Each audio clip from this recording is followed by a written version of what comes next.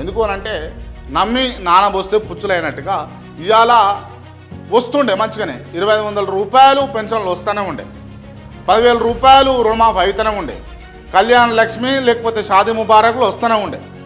ఇవన్నీ ఏమనుకోరు తెలంగాణ ప్రజలు, వచ్చేదానికంటే ఓ 2 ఇంతలు ఎక్కువనే వస్తుందేమో, 1.5 ఇంత ఎక్కువనే వస్తుందేమో, ఓ 15% ఎక్కువ వస్తుందేమో అని చెప్పేసి ఆలోచన చేసి అలా కాంగ్రెస్ పార్టీకి అధికారం అప్పచెప్తే కాంగ్రెస్ పార్టీ వాటిని నెరవేర్చడంలో విఫలమైతే మళ్ళా తెలంగాణ ప్రజలు ఎవరి దిక్కు చూస్తారు?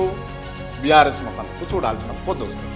దయచేసి మీరు ఇచ్చినటువంటి హామీలు ఇకనైనా ఈ 365 రోజులు కంప్లీట్ అయినాయి. మీరు 100 రోజుల్లో చేస్తాము 6 గ్యారెంటీలు పూర్తి స్థాయిలో అమలు అని అన్నారు, కాలే, అప్పుల కుప్ప అయింది, మేము కొత్తగా అధికారంలోకి వచ్చినాం, ఏం ఏర్పడతలేదు అని అన్నారు. 100 రోజులు తెలంగాణ ప్రజలు సహించారు. సరే 100 రోజుల తర్వాత కూడా మళ్ళీ సంవత్సరం దాకా ఆగుదామని అని చెప్పేసి ఆగిరు.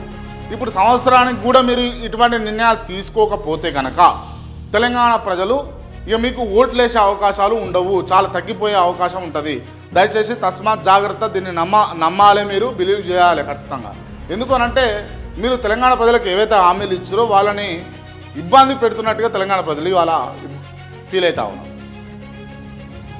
చాలా బాధపడతా ఉన్నారు.